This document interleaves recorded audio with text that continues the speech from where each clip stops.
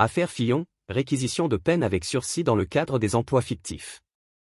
Le 29 avril 2025, la Cour d'appel de Paris a reçu les réquisitions de l'avocat général concernant l'ex-premier ministre François Fillon, dans l'affaire des emplois fictifs de son épouse, Pénélope Fillon. 4 ans de prison avec sursis, 375 000 € d'amende et 10 ans d'inéligibilité ont été demandés à l'encontre de l'ex-député, une peine qui fait suite à sa condamnation en mai 2022 par la Cour d'appel.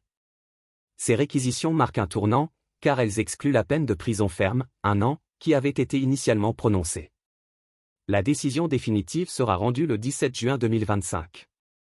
L'audience s'est poursuivie avec les plaidoiries de la défense, après lesquelles le jugement sera attendu. François Fillon, 71 ans, a déjà été définitivement reconnu coupable de détournement de fonds publics, entre autres chefs d'accusation, depuis avril 2024. Cependant, la Cour de cassation a ordonné une nouvelle audience uniquement dédiée à la question de la peine. Cette procédure fait suite à l'impact politique que l'affaire a eu sur sa carrière, marquée par son échec à la présidentielle de 2017. Lors de cette audience, François Fillon a évoqué la « blessure morale » causée par sa peine d'inéligibilité, qui, selon lui, constitue une injustice, bien qu'il n'ait aucune intention de revenir en politique. Il a ajouté « Personne ne m'enlèvera de la tête que j'ai été traité d'une manière un peu particulière », une allusion à sa candidature à l'élection présidentielle. En mai 2022, François Fillon avait été condamné à 4 ans de prison, dont 1 an ferme, à 375 000 € d'amende et à 10 ans d'inéligibilité pour des faits de détournement de fonds publics, de complicité d'abus de biens sociaux et de recel.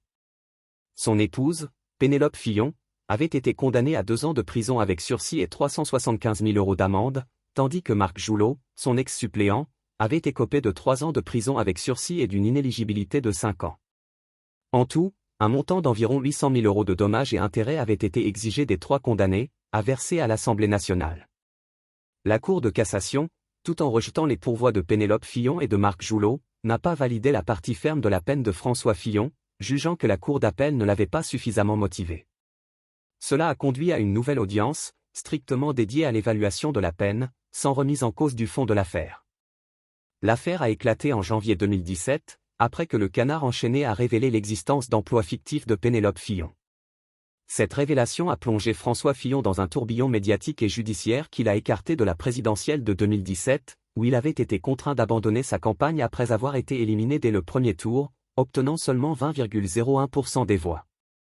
Les enquêteurs ont alors approfondi l'affaire en interrogeant un jardinier, des journalistes locaux, des anciens collaborateurs de Fillon et même des préfets en poste à l'époque, sans toutefois trouver de preuves solides concernant l'activité professionnelle de Pénélope Fillon. Parallèlement à cette affaire, François Fillon a été visé par une autre enquête ouverte en 2017 sur un détournement de fonds publics.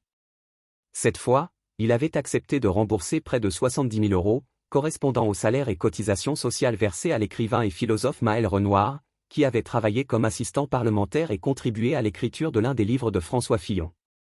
En raison de ce remboursement, le parquet national financier a décidé de classer cette enquête sans suite. L'affaire des emplois fictifs reste un épisode marquant dans la vie politique française, ayant gravement affecté la réputation de l'ex-premier ministre, qui, de par sa condamnation et son élimination de la présidentielle, incarne désormais l'exemple d'un parcours politique brisé par des scandales judiciaires.